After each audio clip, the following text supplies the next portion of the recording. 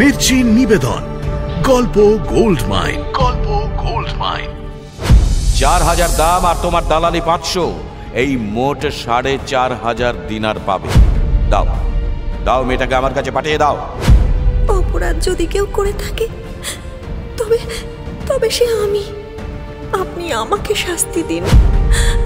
আমারই সর্বনাশ করে আমার বাড়িতেই লুকিয়ে আছে, আর আমি ওকে সারা দেশে খুঁজে মরছি।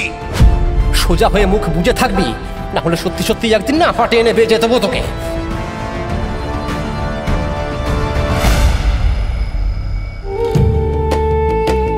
মির্চি গল্প গোল্ড মাইন শুনছেন আরব্য রজনী। আজ শুনবেন মধুমিতা ও আলী নূর।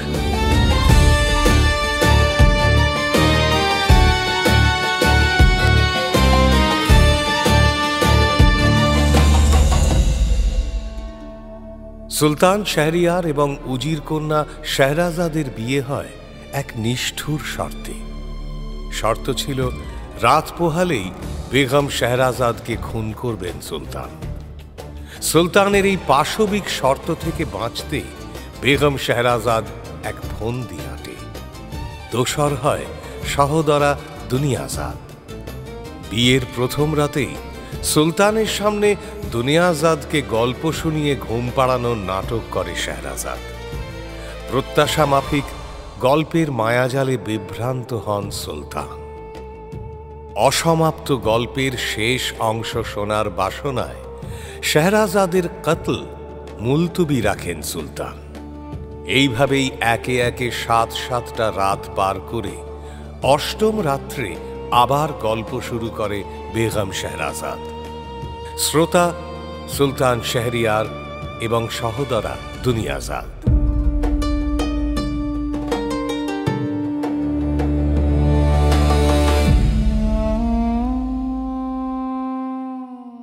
আলী নূর যে তাঁর বাড়িতেই গা ঢাকা দিয়ে আছে সে তো আর জানেন না উজির আল ফাদাল। মধুমিতার কুমারিত্ব হরণ করার পর থেকে সে বেপাত্তা। উজির আল ফাদাল তার কোনো খোঁজ খবরও পান না। সুতরাং ছেলের ভালো মন্দের চিন্তা হলেও একটা বিষয় কিন্তু উজির আল ফাদাল খুব নিশ্চিন্ত হন, ছেলের দুষ্কর্মের নালিশ শোনা থেকে রেহাই পান তিনি। আর যে দুষ্কর্মটা করে সে গা ঢাকা দিয়েছে সেটার কি? যাকে ওয়াজির ফাদল কিনে এনেছিলেন সুলতানের খাস দাসী করার জন্য, সে মধুমিতাকেই তো এটো করে দিয়েছে সে। কিনতে আর পেরেছেন কই হুজুর? তখনও তো দাম মেটানো বাকি। হ্যাঁ, তাই তো বলছি। মধুমিতাকে তো তার মালিক ওয়াজিরের বাড়িতে রেখে গেছে পরখ করার জন্য। বলে গেছেন 10 দিন পরে আসবে। ওয়াজিরের যদি মধুমিতাকে পছন্দ হয় তবেই দাম বাবদ 10,000 দিনার নিয়ে যাবে, আর নইলে মধুমিতাকে ফেরত নিয়ে যাবে। সেই সঙ্গে একটা শর্তও কিন্তু দিয়ে গেছে মধুমিতার মালিক। মধুমিতার কুমারিত্ব রক্ষা করতে হবে উজির আল ফাদলকে। সেইখানেই গন্ডগোলটা পাকিয়ে ঘাপটি মেরেছে উজিরেরই ছেলে আলী নূর। সে উজিরের বিবি সাহেবার সাহায্যে মেয়ে মহলে দিন কাটাচ্ছে, আর রাত হলেই মধুমিতাকে জড়িয়ে শুয়ে পড়ছে। দিনেও সুযোগ পেলে মধুমিতাকে রেহাই দিচ্ছে না, আর মধুমিতাও তাকে প্রশ্রয় দিচ্ছে। এই সব বিবি সাহেবা নিজের চোখে দেখছেন। এটা কিন্তু ঠিক করছেন না বিবি সাহেবা। ওনার উচিত সব কিছু উজির সাহেবকে জানিয়ে দেওয়া। কি তাই না জাহাপানা? হ্যাঁ, সেটা ঠিক দুনিয়াজাদ, কিন্তু মায়ের মন তো উচিত অনুচিত বোঝে না। বোঝে শুধু জানিয়ে দিলে ছেলেরা রক্ষে থাকবে না, আর সেটা বুঝেও এমনটা তিনি করেন কি করে? তাছাড়া রক্ষার পেলই বা কই ছেলে? ওয়াজির আল ফাদল তো খবর পাঠালেন তিনি আন্দার মহলে আসছেন। অনুমতি চাইলেন তিনি? হ্যাঁ, ওই হলো। অনুমতি চাওয়া মানেই আগাম জানিয়ে দেওয়া যে তিনি আসছেন, এবং তিনি আসেনও যথাসময়ে। ততক্ষণে বিবি সাহেবা ছেলে আলী নূরকে পাঠিয়ে দিয়েছেন পাশের ঘরে। মধুমিতাকেও সে ঘরেই ঢুকিয়ে বাইরে থেকে দরজা বন্ধ করে দিয়েছেন।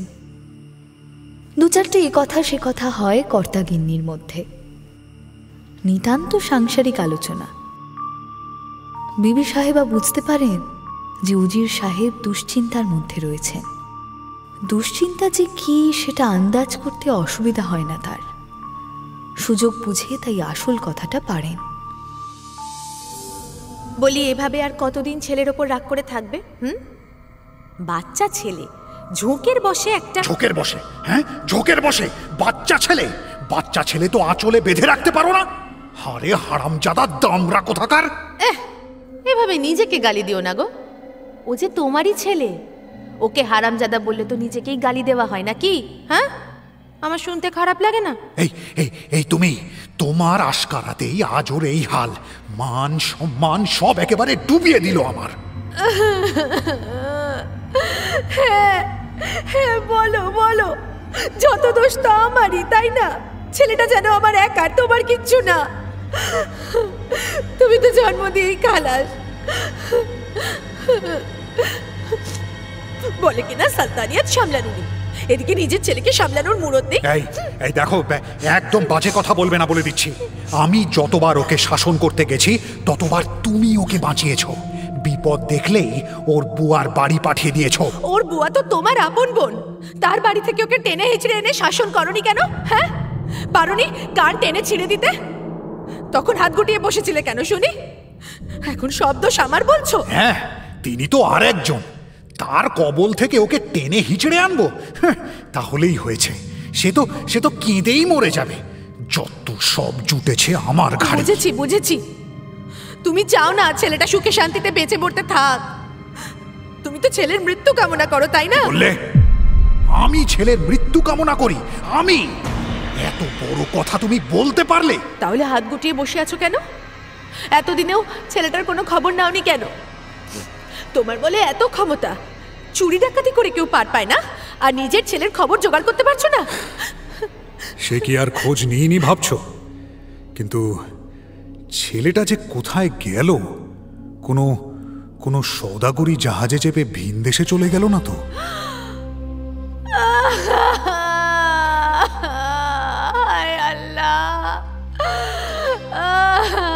এই দিনও আমায় দেখতে হলো তোমার দয়ায়। আমায় তুমি সুখে মরতে পর্যন্ত দেবে না। কবরে শুয়ে পেটের ছেলেটার হাতে এক মুঠো মাটি পর্যন্ত পাবো না আমি। এই লোকটা আমার জীবন শেষ করে দিল। আমার কলিজার টুকরা ছেলেটাকে দেশ ছাড়া করে ছাড়লো। আল্লাহ, কি করছো? এসব কি বলছো? আরে আরে আরে, থামো থামো, চাকর বাকরগুলো শুনছে। শুনুক, সবাই শুনুক, সবাই জানুক। ওরে নূর, তুই কেন একা একা বেভাগী হলি রে? আমাকে কেন সঙ্গে করে নিয়ে গেলি না? তুমি থামবে?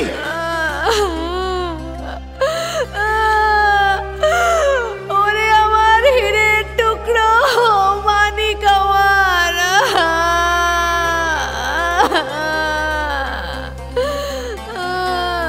আরে দূর বাবা, যত সব, আমি চললাম।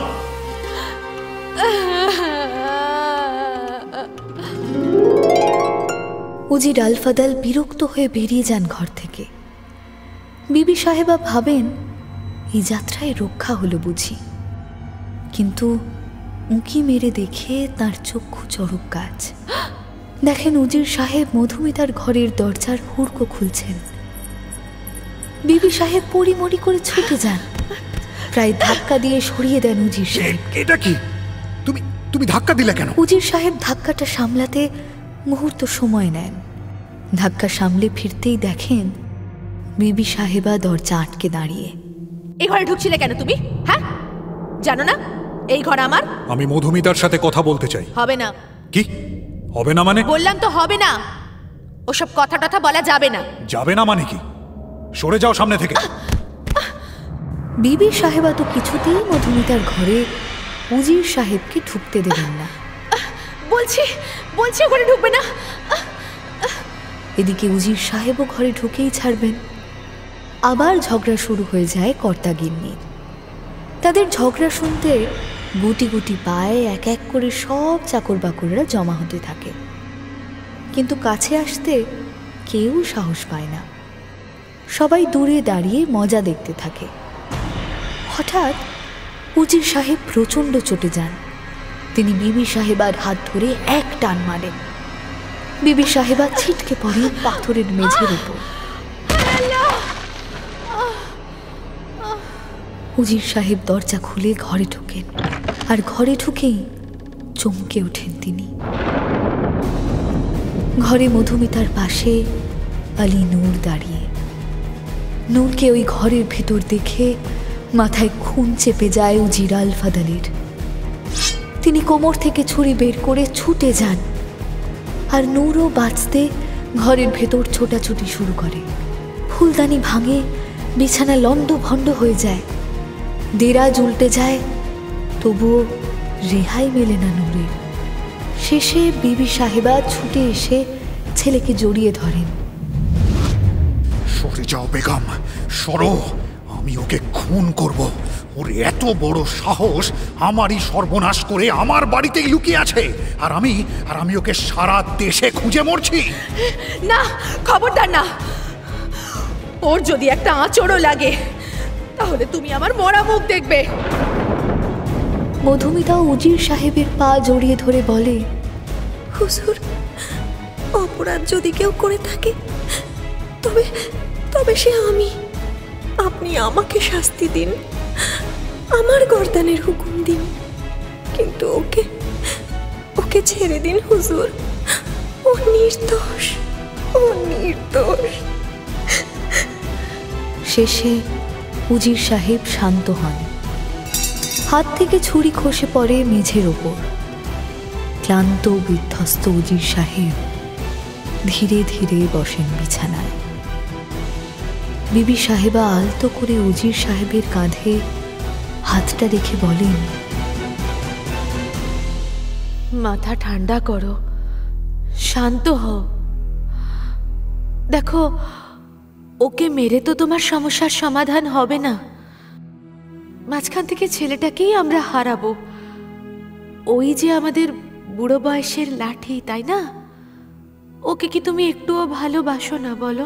হ্যাঁ, তোমারও কি জিগার কা টুকরা নয় ও? হ্যাঁ,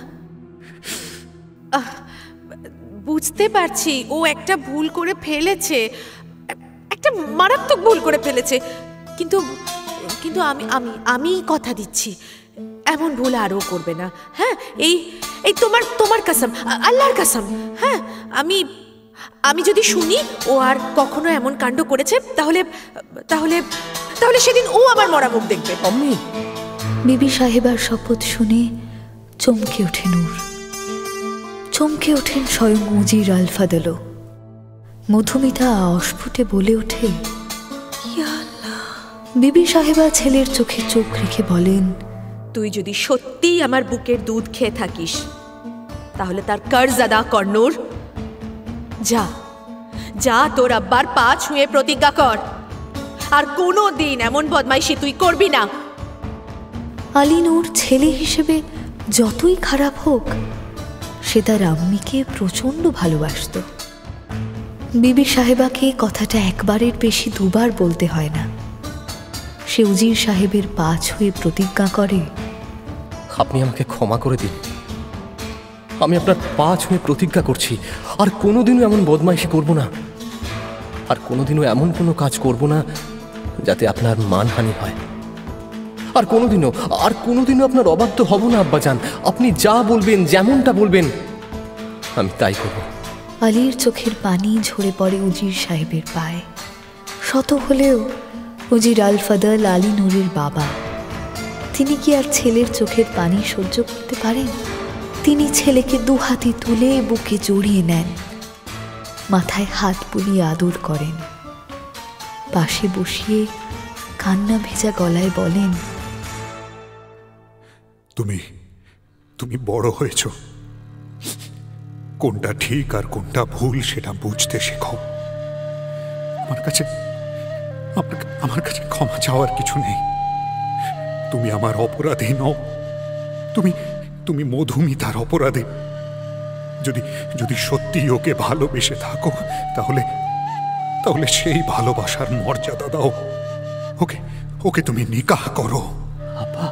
হ্যাঁ, তোমার আম্মেরও ইচ্ছে সেই রকমই। আর আমার ইচ্ছে যদি জানতে চাও তো তো আমি মানুষ চিনি। আমি তোমায় বলতে পারি, ওর মতো গুণী মেয়ে তুমি আর পাবে না। ওকে নিয়ে ঘর করলে তোমরা সুখী হবে। একজন পিতার কাছে সন্তানের সুখের যে দামি আর কিচ্ছু নেই, নিজের জানের থেকেও দামি। কিন্তু কিন্তু কথাটা মনে রেখো, কোনো দিন যদি ওর কোনো অনাদর বা অপমান করো, ওকে কষ্ট দাও, ওকে ছেড়ে অন্য নারীর কাছে যাও, তাহলে আমি কিন্তু তোমায় ছাড়ব না। ক্ষমা তো দূরের কথা, খুন করে ফেলব। সেদিন তোমার আম্মিও আমাকে রুখতে পারবেন না। বুঝেছ? জি আব্বা। কি বুঝেছ? আপনি নিশ্চিন্তে আমার শাদীর ব্যবস্থা করতে পারেন আব্বা। উজির সাহেবের সংসারের অশান্তি তো শেষ হয়, কিন্তু বাইরের সুলতানের জন্য একটি দাসী খুঁজে বের করতে হবে তো। আর সেটা না করে আগে ছেলের শাদী দেওয়াটা ঠিক হবে না, বিপদ হতে পারে। সুলতান যদি কোনোভাবে জানতে পারেন যে তার জন্যই মধুমিতাকে আনা হয়েছিল এবং তাকে না দিয়ে উজির তার নিজের ছেলের সঙ্গে তার বিয়ে দিয়েছেন, তাহলে কেলেঙ্কারি হবে। অনিষ্ট করার তো লোকের অভাব নেই, আরে এক উজুর মইন তো মুখী আছে। সুতরাং উজির দালালকে ডেকে বলেন, যে কথাটা বলবো সেটা যেন 5 কান না হয়। সুলতানের জন্য যেমনটি বলেছি তেমন একটি দাসী খুঁজে বের করো। কেন হুজুর? এই যেটাকে দিলাম পছন্দ হয়নি বুঝি? হয়েছে হয়েছে, খুব পছন্দ হয়েছে। তাহলে হুজুর? আমার ছেলের সঙ্গে ওর বিয়ে দেব আমি, আমার ঘরের বউ করে রাখবো। সে কি হুজুর, একজন দাসী বাঁদিকে ওর না কুল আছে না আছে কোনো মান? জানি জানি জানি, কিন্তু কিন্তু ওর গুণ আছে। শুধু গুণটাই দেখবেন হুজুর, নিজের বংশমর্যাদার কথা একবার ভাববেন না? পরামর্শ দেওয়ার জন্য তোমাকে আমি ডাকিনি এখানে, ডেকেছি হুকুম শোনাতে। গোস্তাকি মাফ করবেন হুজুর। এ মাসের শেষে একটা বড় চালান আসছে না? জি হুজুর।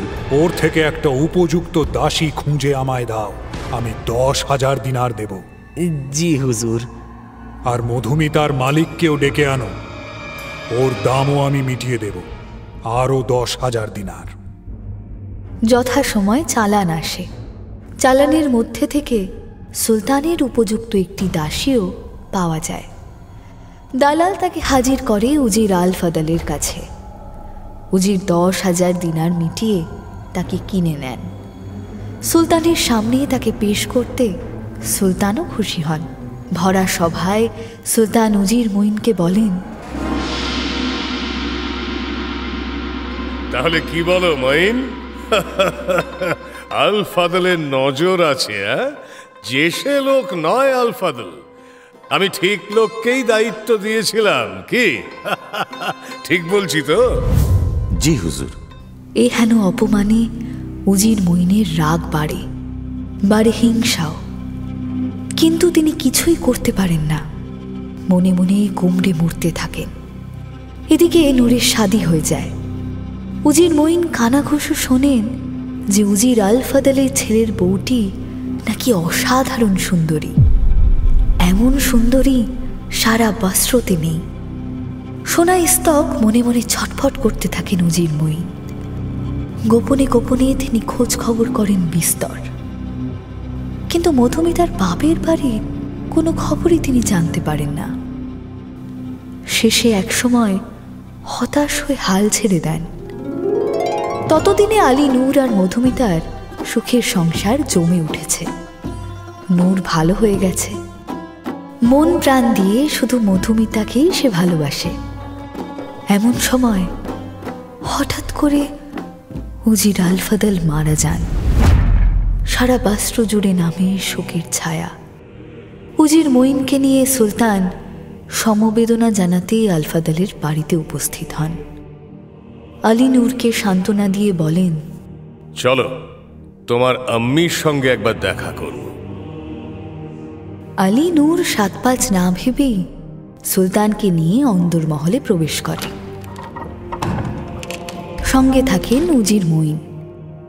পিতৃশোকে বিবশ নূরের আগে অন্দরমহলে খবর পাঠানোর কথা মনেই থাকে না, এবং ঢুকেই মধুমিতার সামনে পড়ে যায়। নূরের সঙ্গে সুলতান ও উজির মঈনকে দেখে মধুমিতা কি করবে বুঝে উঠতে পারে না। নাকাবে মুখ ঢাকার সুযোগ পর্যন্ত পায় না সে। আবার সুলতানের সামনে থেকে পালিয়েও যেতে পারে না। সে বাড়ির বউ বলে কথা, পালালে সুলতানকে অপমান করা হবে। তাই অগত্যা নাকাব ছাড়াই সুলতানকে কুর্নিশ জানায়।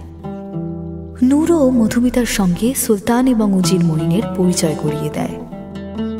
এমনি সময় হলে হয়তো সুলতান নাকাব ছাড়া মধুমিতাকে দেখে চটে যেতেন, কিন্তু সেদিন ওই শোক তাপের আবহে সুলতানও এমন বেয়াদবি ছাড় দেন। এই ফাঁকে উজির মঈন মধুমিতাকে দেখে ফেলেন।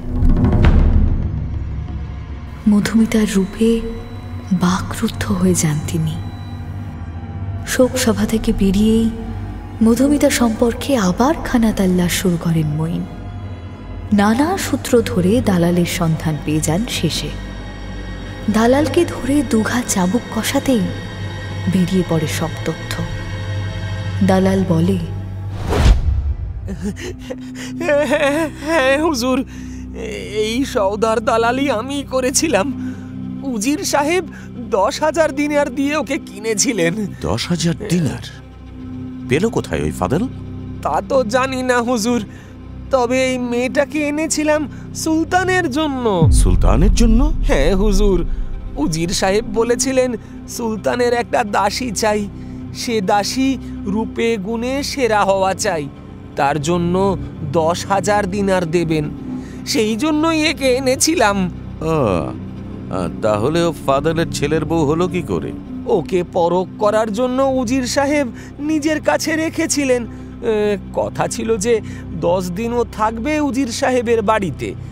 10 দিন পরে ওর মালিকের আসার কথা ছিল।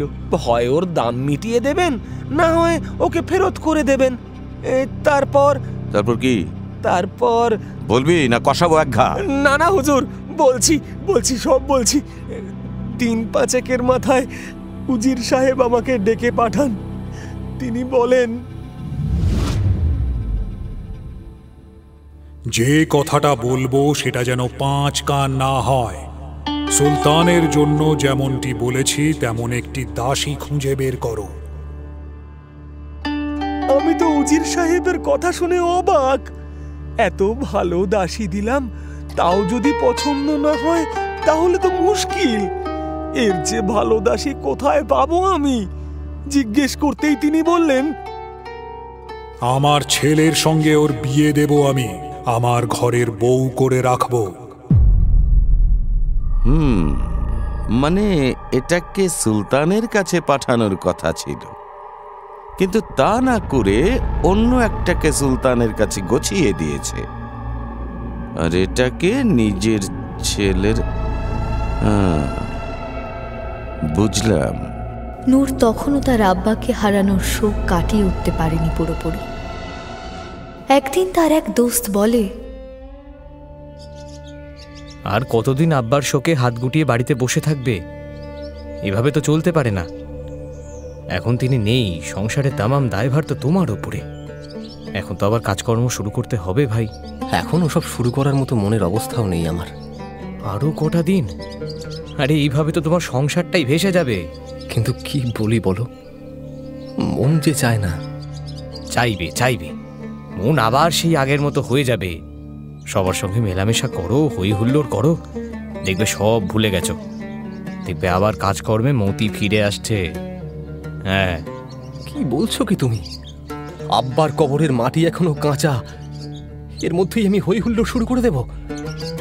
না বন্ধু, ও আমি পারবো না। আরে তুমি ভুল বলছো, কবরের মাটি কাঁচা নেই, আর সেই মাটি কবেই শুকিয়ে গেছে। কাঁচা আছে তোমার মনের দুঃখ। আমি বলি কি, আজ সন্ধেবেলায় আমার বাড়ি চলো, বন্ধুদের আর সবাইকেও ডেকে নি, খানা পিনা হোক, হই হুল্লোড় হোক, দেখবে সব ভুলে গেছো নিমেষের মধ্যে। কি আসবে? কথাটা মন্দ বলনি। একবার সব বন্ধুরা একসঙ্গে বসে দেখাই যেতে পারে, হয়তো হয়তো তাতে আমার দুঃখ কিছুটা ভুলতে পারবো। আরে কিছুটা নয়, পুরোটা ভুলে যাবে তুমি। আমার কথা একবার শোনো, আমি তো তোমার খারাপ চাইবো না, এইটুকু বিশ্বাস তো আমার ওপর রাখতেই পারো নাকি? নূরের অবস্থা নিয়ে মধুমিতাও চিন্তিত ছিল। এই নিয়ে বিবি সাহেবা আর তার মধ্যে আলোচনাও হয়েছে বহুবার, কিন্তু কোনো ফয়সলা বের হয়নি। তবুও সে যখন শোনে নূর বন্ধুদের সঙ্গে মেহফিল জমাবে, সে নূরকে ছাড়তে চায় না। ভয় হয় তার, নূর যদি আবার বিপথে চলে যায়। নূর বলে, বেকার ভয় পাচ্ছ তুমি। আরে আমি কি আর আগের মতো আছি? তখন আমার জীবন বাউন্ডুলে ছিল, মাথার উপরে আব্বা ছিলেন, আর সব থেকে বড় কথা সংসারের কোনো দায় ছিল না। আর এখন আব্বা নেই, সংসারের দায় আমার উপর, আর আমি তো আর আগের মতো বাউন্ডুলেও নেই। তোমার সঙ্গে শাদী হয়েছে আমার, আর তাছাড়া আমি তো আর রোজ যাচ্ছি না, একটা দিন গিয়েই দেখি না। এত করে বলছে যখন, আরে মুখের উপর তো না করলেও শুনছে না। অবশেষে নূরকে আটকাতে পারে না মধুমিতা। নূর সেদিন সন্ধেবেলায় মেহফিল জমায় বন্ধুদের সঙ্গে। নূরের মন ভালো হয়ে যায়, কিন্তু বিষয়কর্মে মতি ফেরে না। উল্টে আনন্দ ফুর্তিতেই আসক্ত হয়ে ওঠে তার মন। দিনে দিনে আবার সে আগের মতো বন্ধুদের নিয়ে সময় কাটাতে শুরু করে। মেহফিল উঠে আসে তাদের বৈঠকখানায়। প্রতি রাতে মেহফিল জমতে থাকে। মাঝে মাঝে দেশের আমির ওমরা সওদাগররাও আসা যাওয়া শুরু করে নূরের মেহফিলে। গভীর রাত পর্যন্ত হাসি তামাশা গান বাজনা চলতেই থাকে। প্রায় দামি দামি উপহার দিয়ে বন্ধুদের মন খুশ করে দিতে থাকে নূর। মেহফিল আর উপহারের লোভে নতুন নতুন বন্ধু জোটে। সবই হয় তার আব্বার রেখে যাওয়া অর্থে। মধুমিতা নূরকে সাবধান করে, শোনো না, তুমি কিন্তু বিষয়কর্ম ভুলে আনন্দ ফুর্তিতে গা ভাসিয়ে দিয়েছ নূর। অনেক তো হলো আনন্দ ফুর্তি, এবার কিন্তু একটু বিষয়কর্মে মন দেওয়া উচিত তোমার। তোমার আব্বার সঞ্চয় এভাবে ধ্বংস করা তোমার একদম সাজে না। তুমি ভুল বুঝছো মধুমিতা। আমি অনর্থক আমার আব্বার সঞ্চয় ধ্বংস করছি না। আমার আব্বা দেশের উজির ছিলেন, তার মৃত্যুর পরেও তার মর্যাদা অক্ষুণ্ণ রাখার জন্য আমার এত আয়োজন। তিনি যতদিন ছিলেন রোজ মেহফিল জমতো আমাদের বৈঠকখানায়। এ বাড়িতে বিয়ে হয়ে আসার পরে তুমি তা দেখেছ। কিন্তু নূর, তিনি ছিলেন দেশের উজির। কারণে অকারণে দাওয়াত দিয়ে মেহফিল বসানো তার জীবিকার অঙ্গ ছিল। তুমি তো আর উজির নও। আক্ষরিক অর্থে তুমি বেকার, কামকাজ কিছুই করো না। তোমার আব্বার রেখে যাওয়া সঞ্চয় আর সম্পত্তি ভাঙিয়ে তোমার দিন চলে। এসব কি তোমার সাজে বলো? দেখো, আমি উজিরের ছেলে। ভিখারির মতো জীবন কাটানো আমার সাজে না। আর পাঁচটা গরিবের মতো সাধারণ কোনো কাজকর্ম করে অর্থ উপার্জন আমাকে মানায় না। এতে আমার আব্বার অপমান করা হয়। আজ না হয় তোমার আব্বার সঞ্চয় আছে, তাই এসব বলতে পারছো, কিন্তু যেদিন এসব ফুরিয়ে যাবে সেদিন কি করবে তুমি ভেবে দেখেছ? আশা করি সেদিন আসবে না। আব্বা যা জমিয়ে রেখে গেছেন তা এত সহজে ফুরবে না। ভুল করছো তুমি নূর। বসে বসে খেলে বাদশার খাজানাও শেষ হয়। এখনো সময় আছে নূর।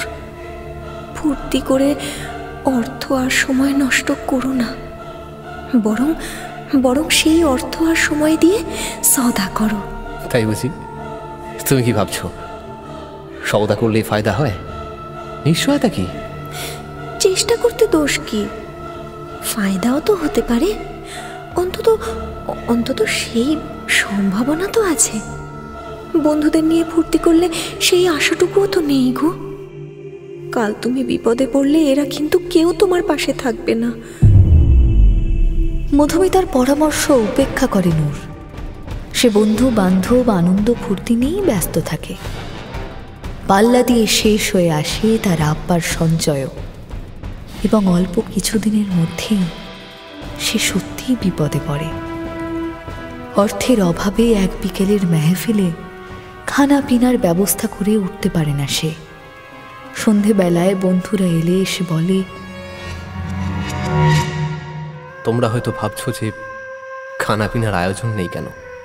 আসলে আমি আয়োজন করতে পারিনি বন্ধু। সে কি কি হয়েছে নূর? আমাদের বলো, খারাপ কিছু হয়েছে? বাড়িতে কারোর অসুখ করেছে? আরে না না, তা নয়। আসলে আসলে আসলে কি? থামলে কেন? বলো আমাদের। আসলে এতদিন যা করেছি তা আমার আব্বার রেখে যাওয়া সঞ্চয় করা। সে সঞ্চয় শেষ। এখন আমার হাত পুরো ফাঁকা। সে কি? তাহলে তাহলে তো খুব মুশকিল হলো দেখছি। মুশকিলের কি আছে বন্ধু? তোমরা আছো তো, আর কি চাই? চলো, খানা পিনা বাদ দিয়েই আমরা মেহফিল জমাই। আজ আমরাই গান বাজনা করব। হ্যাঁ হ্যাঁ, সে ভালো কথা। আরে খানা পিনাই কি সব নাকি? বরং ওসব না থাকলেই ভালো। যাকে চলো বসা যাক। তোমরা বসো, আমি এক্ষুনি ঘুরে আসছি। কোথায় যাচ্ছ? ইয়ে মানে কি হয়েছে জানো, আমার মানে আমার আসলে আমার বিবির। কি কি হয়েছে তোমার বিবির? আরে মানে ওই জ্বর জ্বর জ্বর হয়েছে। ওমা, তাহলে তো তোমার বিবির কাছে থাকা উচিত। না না, তেমন কিছু না, ও ওষুধ খেলেই ঠিক হয়ে যাবে। আমি তাই একবার হাকিম সাহেবের কাছে যাচ্ছিলাম, তাই একবার ঢু মেরে গেলাম যে কে কে এসছে দেখার জন্য। আর বসো না, বসো, আমি আসছি। হাকিম সাহেবের থেকে ওষুধগুলো নিয়ে টুক করে বিবিকে দিয়েই আসছি। আচ্ছা যাও যাও যাও, তাড়াতাড়ি যাও। হ্যাঁ হ্যাঁ, এই যাবো আর আসবো, তোমরা শুরু করো। আরে দাঁড়াও, তুমি কি হাকিম সাহেবের বাড়ি যাচ্ছ? হ্যাঁ। আরে দাঁড়াও দাঁড়াও, আমিও যাব। সেই কবে আম্মির বাতের ব্যথার ওষুধটা শেষ হয়ে গেছে, আনাই হচ্ছে না। চলো, এই মৌকায় তোমার সঙ্গে যাই, ওষুধটা নিয়ে আসি। আরে হেকিম সাহেবকে বাড়িতে পাবে নাকি এখন? কেন কেন? কোথাও গেছেন তিনি? বাড়ি নেই? আরে তিনি তো আমাদের বাড়িতে। আমার বড় ভাইয়ের পিঠে ব্যথা, তিনি সেখানেই গেছেন। এই তো আমি বেরোনোর সময় দেখে এলাম। তোমরা বরং আমার সঙ্গে আমার বাড়ি চলো, সেখানেই দেখা হয়ে যাবে। নানা অছিলায় একে একে সব বন্ধুরাই বিদায় নেয়। ফাঁকা হয়ে যায় আলী নূরের বৈঠকখানা। নূর একা বসে থাকে চুপ করে। সময় বয়ে চলে। গভীর চিন্তায় ডুবে যায় নূর। মনে পড়ে মধুমিতার সাবধান বাণী।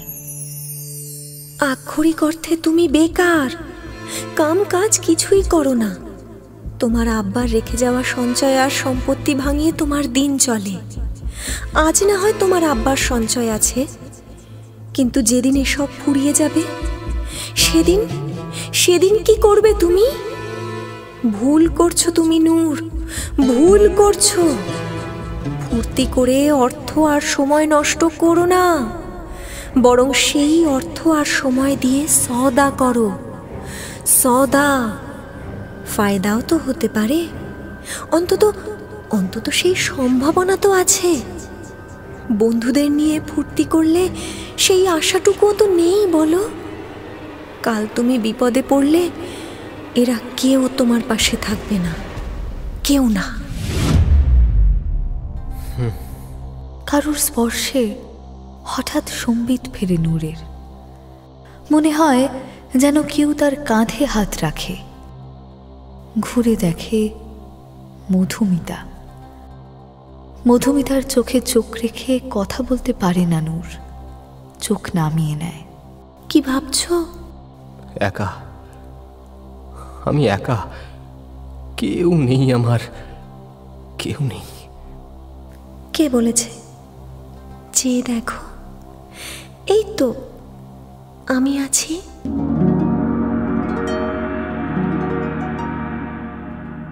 মধুমিতা নূরের চিবুকটা ধরে মুখটা তোলে। মুহূর্তে মধুমিতার চোখের দিকে তাকিয়ে তাকে জড়িয়ে ধরে নূর। কান্না ভেজা স্বরে উন্মাদের মতো বলে চলে, তুমি জানো কেউ আমার কথাটা পর্যন্ত শুনলো না, কেউ না। সবাই আমাকে ছেড়ে চলে গেল। এত বন্ধুত্ব, এত ভালোবাসা, সব মিথ্যে, সব মিথ্যে, মিথ্যে। শান্ত হও নূর, এমনই তো হওয়ার কথা ছিল বলো। এতে তো আশ্চর্যের কিছু নেই। কেন এত উত্তেজিত হচ্ছ? যতদিন তোমার কাছে ওরা পেয়েছে ততদিন তোমার সঙ্গ দিয়েছে, আজ পায়নি তাই চলে গেছে। আমি তো আগেই তোমায় বলেছিলাম বলো, আবার কাল যদি ওদের দিতে পারো দেখবে সবাই এসে জুটবে আবার। জানো মধুমিতা, জানো আমি আমার সর্বস্ব খরচ করে দিয়েছি ওদের জন্য, যা চেয়েছে তাই দিয়েছি, ওদের সব আবদার মিটিয়েছি আমি।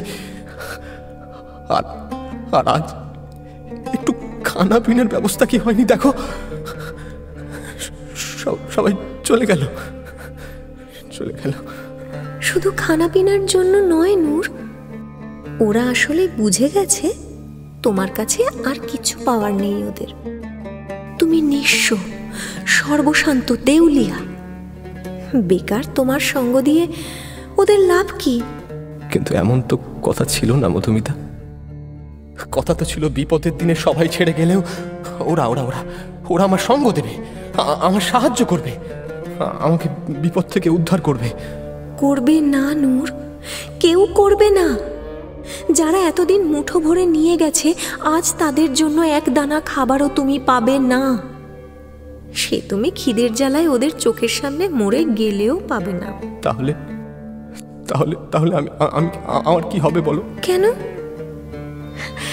এই যে আমি আছি তো। কিন্তু কিন্তু তোমাকে খাওয়াবো কি? আমার যে একটা দানা কেনার মতো দিনার নেই মধুমিতা। বারে তাই বলে হেরে যাবে?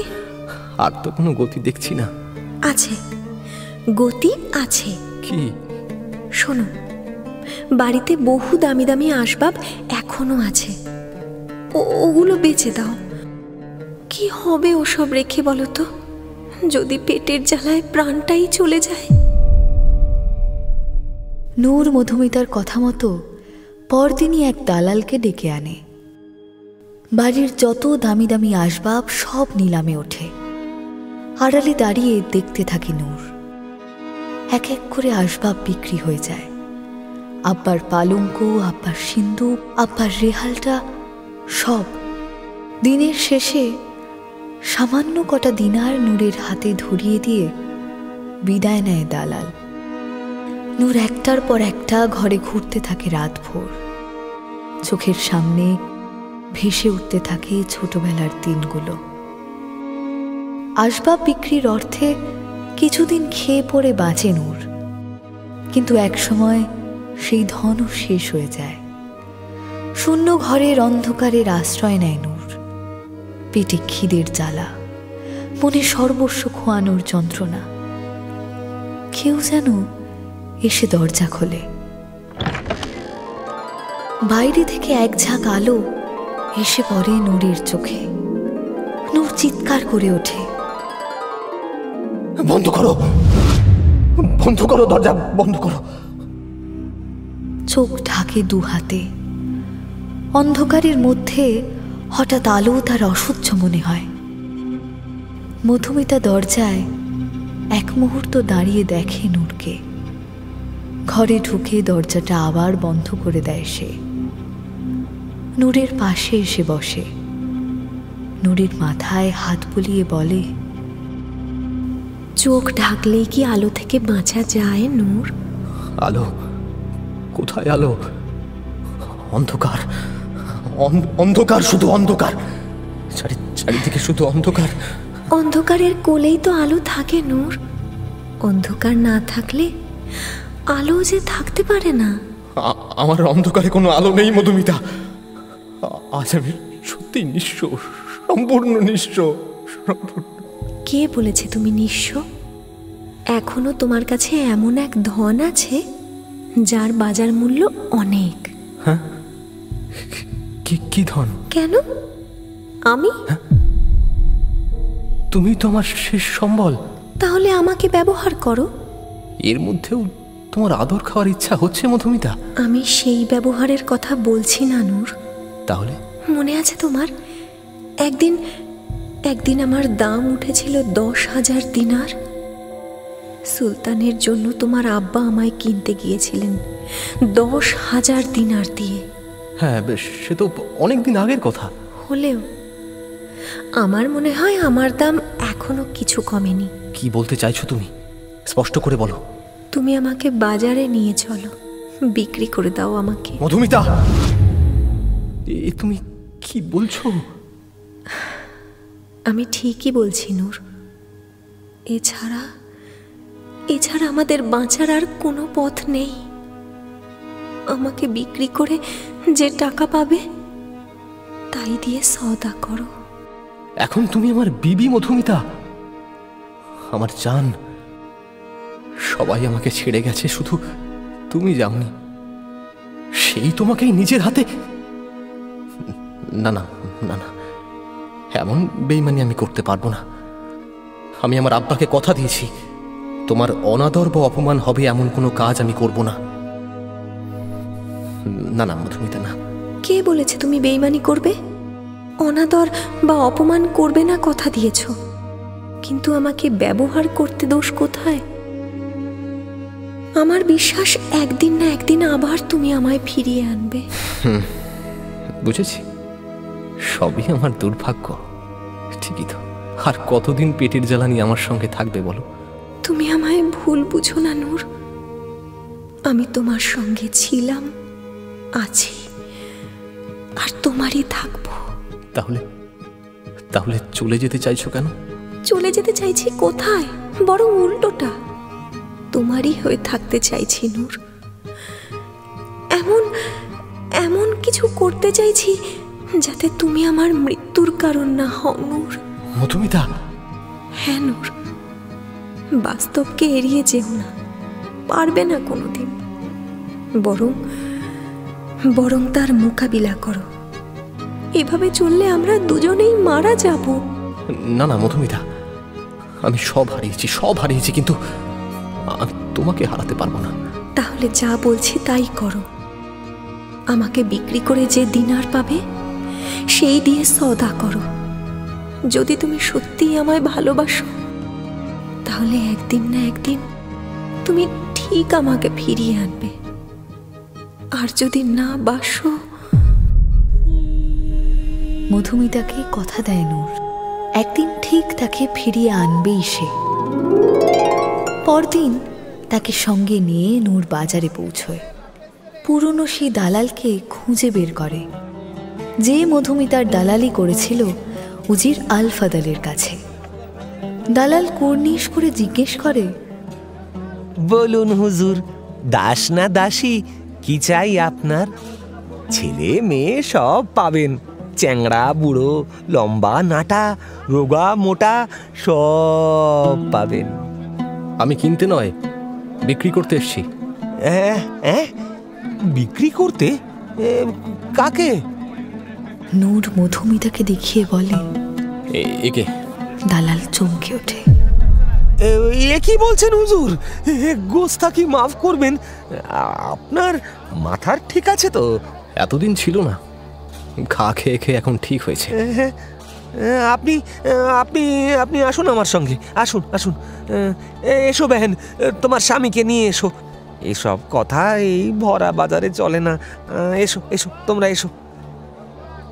আলী নূর আর মধুমিতাকে বাজারের পাশেই একটু ফাঁকা একটা সরাইখানায় নিয়ে বসে দালাল।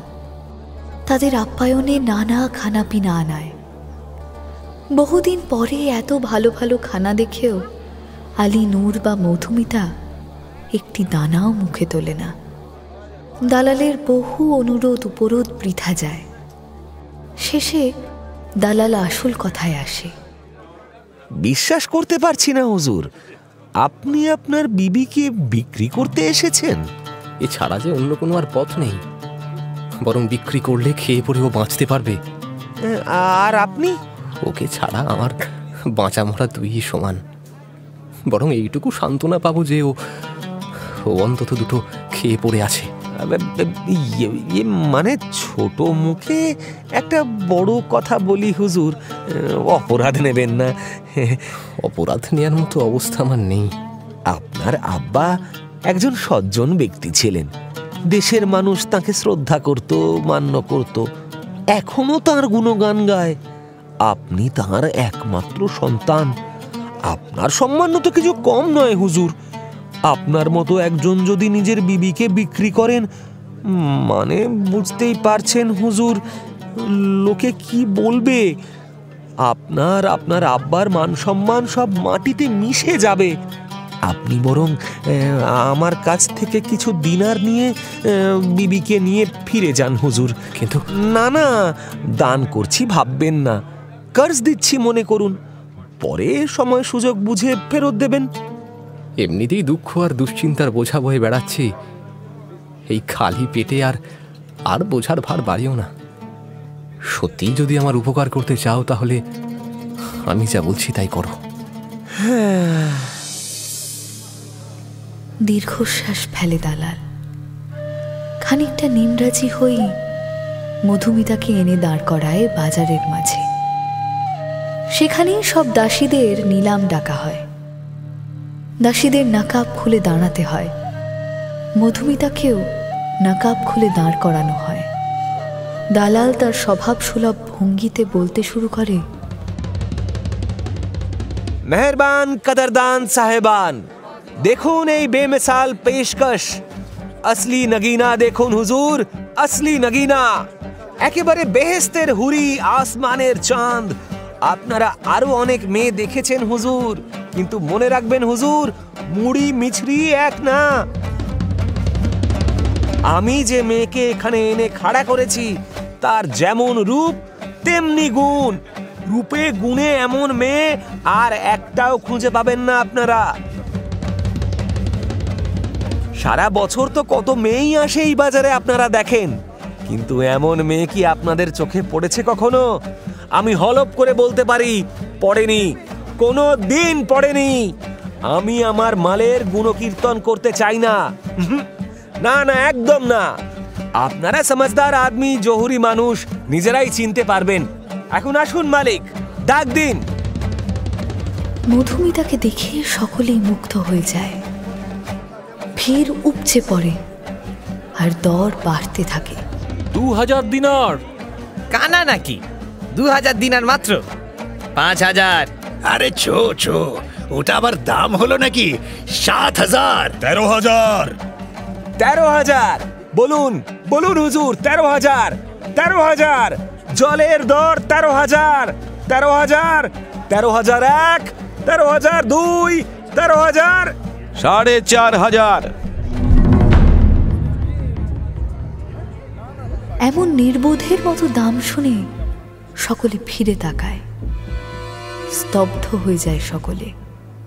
দেখে উজির মঈন ঘোড়ার পিঠে বসে। মঈনকে দেখে সকলে এদিক ওদিক সরে যায়। দালালের চোখে মুখে আতঙ্কের ছাপ স্পষ্ট হয়ে ওঠে। মধুমিতাও চিনতে পারে মঈনকে। মঈন ঘোড়া করে এগিয়ে আসেন। মঈনকে এগোতে দেখে আলীনুরও গুটি গুটি পায়ে এসে দাঁড়ায় মধুমিতার পেছনে। দালাল দুপায়ে এগিয়ে মঈনের ঘোড়ার পথ আটকায়। ঘোড়াটা দাঁড়িয়ে যায়। দালাল লম্বা কুর্নিশ করে বলে, সালাম হুজুর, বলুন কি সেবা করতে পারি? ওকে আমি কিনলাম। আপনি মানে? মঈনের কথা শুনে দালাল বেশ অপ্রস্তুত হয়ে পড়ে। পিছন ফিরে একবার মধুমিতা ও আলী নূরকে দেখে নিয়ে বলে, তাই মানে বেশ তো হুজুর, বেশ তো। 13,000 দর উঠেছে ওর। আপনি তার চেয়ে কিছু বেশি দিয়ে 4,500। 4.5? 4,000 দাম, 500 তোমার দালালি। কেন, বেশি বলে ফেলেছি? কিন্তু হুজুর, ওর যে 13,000 দর উঠে গেছে। খামোশ, মিথ্যা বলছো তুমি। কোথায়? নিয়ে এসো। কে ডেকেছে 13,000? নিয়ে এসো তাকে। হাজির করো আমার সামনে। আমি এই দেশের উজির, আমি দেখতে চাই তাকে। আর যদি আনতে না পারো তবে এখানেই গর্দান নেব তোমার। মইনের আচরণে দালাল বেচারা কি করবে বুঝে উঠতে পারে না। ফ্যাল ফ্যাল করে চেয়ে থাকে উজির মইনের মুখের দিকে। মইন তাড়া লাগায়। কি হলো কি? ক্যাবলার মতো হাঁ করে দাঁড়িয়ে রইলে কেন? শুনতে পাওনি? ওকে আমি কিনলাম 4000 দাম, আর তোমার দালালি 500। এই মোট 4500 দিনার পাবে। দাও দাও, মেয়েটাকে আমার কাছে পাঠিয়ে দাও। ইয়ে মানে একদম হুজুর, আমি এক্ষুনি ওর মালিকের সঙ্গে কথা বলে সওদা পাকা করছি। উজির মইনের সামনেই দালাল ছুটে যায় নূর ও মধুমিতার কাছে। ফিসফিস করে বলে, ভাগ্য আপনার সত্যি খারাপ মালিক, নইলে এই সময় এখানে উজির সাহেব উদয় হন। এখন কি করব বলুন হুজুর? ওর কথা না শুনলে তো আস্ত রাখবে না। মনে হয় ও আমাদের চিনতে পেরেছে। আমার আব্বাকে ও কোনোদিনই সহ্য করতে পারত না, বরাবর হিংসা করত। কিন্তু বহু চেষ্টা করেও কোনোদিন আমার আব্বার কোনো ক্ষতিও করতে পারেনি। আজ সুযোগ পেয়েছে, ও সুদে আসলে উসুল করে ছাড়বে। আমি আপনাকে সাবধান করছি হুজুর, আপনার বিবিকে ওর হাতে ছাড়লে ও কিন্তু ফোকটে নিয়ে চলে যাবে।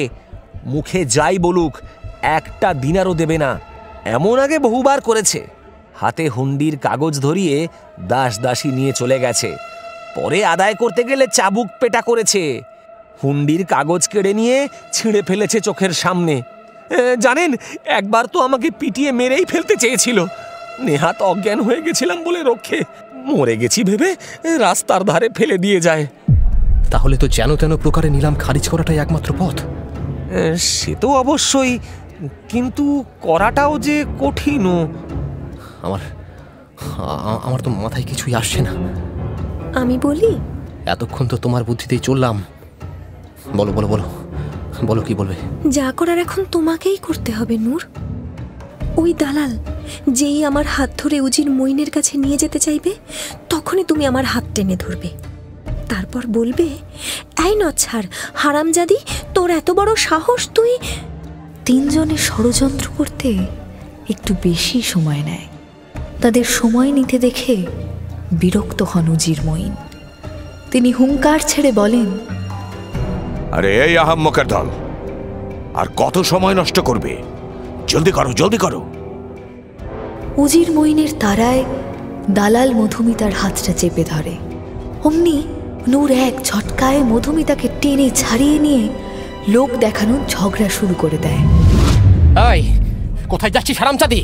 তুই কি ভেবেছিলিস আমি তোকে সত্যি সত্যিই বাজারে বেচে দিতে এনেছিলাম? আরে তুই যাতে আমার সাথে কখনো মুখে মুখে তর্ক না করিস, সেই জন্য একটু শিক্ষা দিতে এনেছিলাম, ভয় দেখাতে এনেছিলাম তোকে। চল চল চল, বাড়ি চল শিগগির। এই শোন, সোজা হয়ে মুখ বুজে থাকবি, না হলে সত্যি সত্যি একদিন না হাটে এনে বেঁচে দেবো তোকে। চল বাড়ি চল শিগগির। মধুমিতা ভেবেছিল তার চালে কাজ হয়ে যাবে, কিন্তু সে সব ভেস্তে দিয়ে উজির মইন বলেন, কে রে আমার নবাব সুলতান, বড় বড় বোল ঝাড়ছিস? ঘরে তো হাঁড়িতে ছুঁচোয় ডন বৈঠক মারে, তারা তো বুকনি কিসের রে? তুই কি ভেবেছিস আমি কিছু জানি না? বাপের জমানো সব তো ফুর্তি করে উড়িয়েছিস, ঘরে একটা পিঁড়িও বাকি রাখিসনি, সব বেচে দিয়েছিস খোলা বাজারে। এখন বিবিকে নিয়ে ভরা বাজারে আমিরির নাটক দেখাচ্ছিস। সব একেবারে ভোরে ছেড়ে দেব। যা ফট এখান থেকে, ওকে আমি নিয়ে যাব। উজির মইনের কথা শুনে মধুমিতা প্রমাদ করে। দালাল দেখে দাঁড়িয়ে থাকা আর সমীচীন নয়, সে সুযোগ বুঝে চম্পট দেয়। উজির মইন এগিয়ে আসেন মধুমিতাকে ধরতে। মধুমিতার দিকে হাত বাড়াতেই আলী নূর একটা কাণ্ড করে বসে। উজির মইনের হাত ধরে এক হাঁচকা টানে তাকে ঘোড়া থেকে মাটিতে ফেলে দেয়। এমন অপ্রত্যাশিত আক্রমণ যে হতে পারে তা ধারণাই করতে পারে না মইন। তিনি মাটিতে চিৎপাত হয়ে পড়ে যান। নিমেষে আলী নূর উজির মঈনেরই কোমর থেকে তলোয়ার টেনে নিয়ে মঈনের বুকের উপর চড়ে বসে। তলোয়ারটা ঠেকায় ঠিক গলার নলিতে। উজির মঈনের রক্ষীরা ছুটে আসতে গেলে সাবধান করে নূর। খবরদার, আর এক পাইলে কিন্তু এক্ষুনি আড়াই প্যাচে উজির সাহেবকে জবাই করে দেব। রক্ষীরা থমকে দাঁড়িয়ে পড়ে। আলী নূর মঈনকে হুমকি দেয়, বাড়ি যান উজির সাহেব, সেদিকে হাত বাড়ালে কিন্তু হাত কেটে রেখে দেবো, তাকালে চোখ গেলে দেবো একবারে, জিভ টেনে ছিঁড়ে দেবো যদি। আর একবার ওকে আপনার বলেন। নূর উজির মঈনের তলোয়ারটা ছুঁড়ে ফেলে উঠে দাঁড়ায়। রাগে অপমানে উজির মঈন তখন থরথর করে কাঁপছে। উজির মঈনকে ছেড়ে নূর মধুমিতার দিকে এগোতে থাকে। তখনই ভয়ে আর্তনাদ করে ওঠে মধুমিতা। নূর! নূর মধুমিতার ইশারা বুঝতে পারে নিমেষে। মুহূর্তে পিছনে ফিরে দেখে উজির মঈন হাতে ছুরি নিয়ে ঝাঁপিয়ে পড়ছে তার উপর। সে দ্রুত সরে যেতেই উজির মঈনের নিশানা ফসকে যায়। নূর লাথি চালায় মঈনের হাত লক্ষ্য করে। হাত থেকে ছুরিটা ছিটকে পড়ে যায়। মঈনের রক্ষীরা এগিয়ে আসতে গেলেই সাধারণ লোক তাদের আটকায়। ছুরি হাতছাড়া হতেই নূর মঈনের ওপর ঝাঁপিয়ে পড়ে। আসুরিক শক্তি জাগে যেন তার দেহে। কিল চর ঘষিতে কাবু করে ফেলে সে উজির মঈনকে। রক্ষীরাও যখন জানতে পারে নূর উজির আলফাদলের ছেলে, তখন তারাও হাত উঠিয়ে সরে দাঁড়ায়। আলী নূর বিনা বাধায় মঈনকে ধরাশায়ী করে ফেলে। শেষ লাথিটা চালায় উজির মঈনের দুই পায়ের ফাঁকে। মঈন যন্ত্রণায় অজ্ঞান হয়ে যায়। উজির মঈনের জ্ঞান ফেরে সুলতানের প্রাসাদের এক কক্ষে। চোখ খুলেই দেখে হাকিম সাহেব মুখ বাড়িয়ে চেয়ে আছেন। সারা গায়ে বিষ ব্যথা অনুভব করে মঈন। মাথাটাও যেন ভারী হয়ে আছে। শরীরের নানা জায়গায় ফেটটি বাঁধা। জ্ঞান ফিরেছে শুনে ছুটে আসেন সুলতান মোহাম্মদ ইবিন সুলেমান আল জিনি। কই, কোথায় কোথায়? জ্ঞান ফিরেছে? কেমন আছে এখন? সুলতানের গলা শুনেই উঠে বসতে চেষ্টা করে মঈন, কিন্তু দুই পায়ের ফাঁকে অসহ্য যন্ত্রণা অনুভব করেন তিনি। হাকিম সাহেব বাধা দিয়ে বলেন, দয়া করে আপনি উঠতে যাবেন না হুজুর। উজির মঈন আবার এলিয়ে পড়েন বিছানায়। সুলতান মঈনের সামনে এসে দাঁড়ান। উজির মঈন সুলতানকে দেখেই বলে ওঠেন, সালাম হুজুর। হ্যাঁ, ঠিক আছে ঠিক আছে, ওসব এখন থাক। আগে বলো কেমন লাগছে এখন? বহুত দর্দ হচ্ছে হুজুর। সে তো হবেই। এভাবে কোনো মানুষ মারতে পারে কাউকে? দেখে বিশ্বাসই হয় না। প্রহরীদের কাছে আমি সব শুনেছি। ওরা যদি তোমায় না বাঁচাতো তুমি তো মরেই যেতে। হ্যাঁ, প্রহরীরা আমাকে বাঁচিয়েছে। ওরাই তো ওই বদমাইশটার কবল থেকে তোমাকে ছাড়িয়ে তুলে এনেছে এখানে। ওরা ওই ইবলিশের... মঈন, মুখের ভাষা ঠিক করো। তোমাকে বারণ করেছি অনেকবার। কিন্তু হুজুর, ওরা তো সব দূরে দাঁড়িয়ে দেখছিল। একটা কেউ আমাকে বাঁচাতে ছুটে আসেনি। কি বলছো মঈন? গুপ্তচররাও আমাকে একই কথা বলেছে। তোমার প্রহরীরা যা করেছে তা পুরস্কার পাওয়ার যোগ্য। ওরা না থাকলে তোমাকে মেরে ফেলতো ওই বদমাইশটা। ও ভালো কথা। কে ছিল চিনতে পেরেছিলে? কি আবার হুজুর? ওই আপনার আল ফাদলের ছেলে আলী নূর। আল ফাদলের ছেলে আলী নূর? হ্যাঁ হুজুর, একেবারে আমার বুকের উপর চেপে বসেছিল। আমাকে জবাই করতে গেছিল। হ্যাঁ হ্যাঁ, শুনেছি শুনেছি, আমি সব শুনেছি। তোমাকে নাকি মেরেই ফেলতো। প্রহরীরা পেছন থেকে ওকে টেনে ধরে, কিন্তু গুপ্তচর ছেলেটিকে চিনতে পারেনি। আমি খোঁজ নিতে পাঠিয়েছি। তবে তুমি যখন চিনতে পেরেছো তখন... ছেলেটা একটা আস্ত গুন্ডা হুজুর। ওকে রেয়াত করলে কিন্তু প্রজাদের কাছে ভুল বার্তা যাবে। প্রজারা ভেবে বসবে দেশের শাসন দুর্বল হয়ে পড়েছে, বিদ্রোহ করতে পারে। না না না, ছাড়ার কোনো প্রশ্নই ওঠে না। শাস্তিও পাবে। কিন্তু তার আগে একটা কথা বলো, হঠাৎ করে তোমাকেও এইভাবে মারলো কেন? নিজের অপরাধ ঢাকতে হুজুর। শুধু নিজের কেন, ওর আব্বার করা একটা কুকীর্তি ঢাকতে ও আমাকে মেরে ফেলতে চেয়েছিল।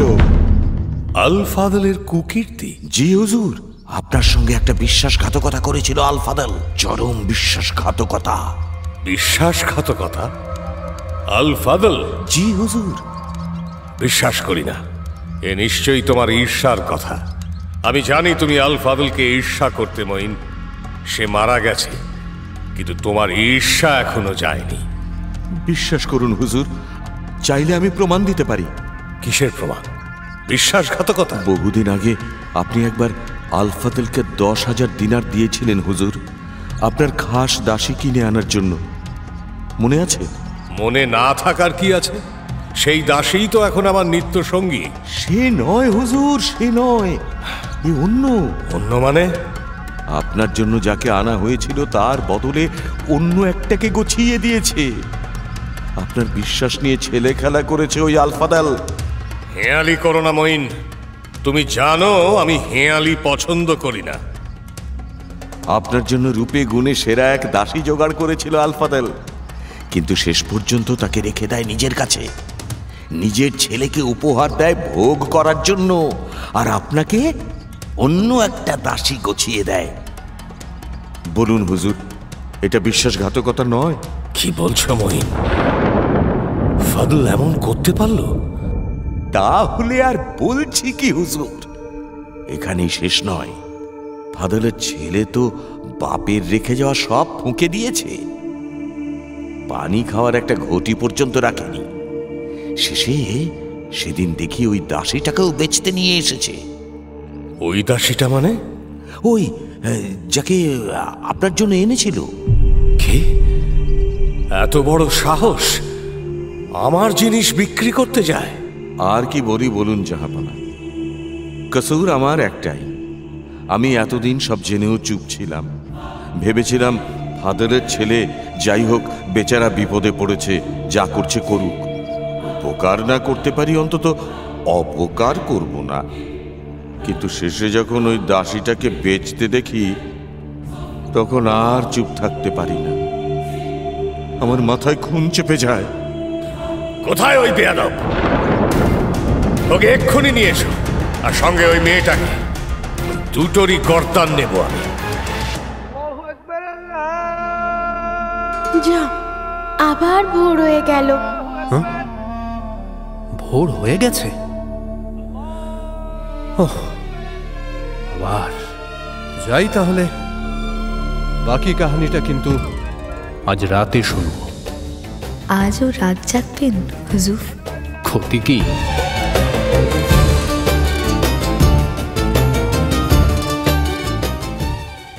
না, ক্ষতি কিছুই নেই, বরং লাভই লাভ। আরব্য রজনীর আরো একটা পর্ব আপনাদের জন্য হাজির করার সুযোগ পেলাম আমরা। তাছাড়া এমন গল্পের শেষ না শুনলে কি চলে?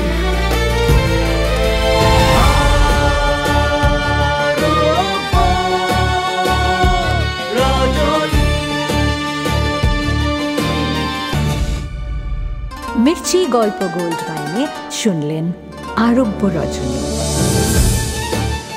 গল্প পাঠে শেখর, শাহরিয়ার, অমিত দে, দুনিয়াজাদ, বর্ণালী দে বর্ম, শেহরাজাদ, সাজবাতি দাস, ফাদল, দিব্যেন্দু কুণ্ডু, ফাদলের স্ত্রী আম্রপালি ঘোষ মিত্র, মঈন, উৎপল সরকার, দালাল, বন্ধু অর্ঘ্যমাল্য মাইতি, মধুমিতা, সঙ্গীতা গাঙ্গুলি, আলিনুর, আলাপন মুখার্জি, বন্ধু ক্রেতা, অভিক ঘোষাল, অর্কদীপ বিশ্বাস। নাট্যরূপ শিবাশিস বন্দ্যোপাধ্যায়। নাট্যরূপ সহায়তা শুদ্ধ সত্য দাশগুপ্ত। শব্দগ্রহণ ও আবহ সত্যজিৎ সেন। শব্দ পরিকল্পনা ও মিশ্রণ সব্যসাচী মুখার্জি। পরিচালনা শাওলি মজুমদার। সৃজনশীল পরিচালনা ইন্দ্রাণী চক্রবর্তী। প্রযোজনা প্যাস্টেল এন্টারটেইনমেন্ট। মির্চি গল্প গোল্ড ওয়াইন আপনার জন্য exclusively Mirchi Bangla YouTube channel এবং গানা অ্যাপে।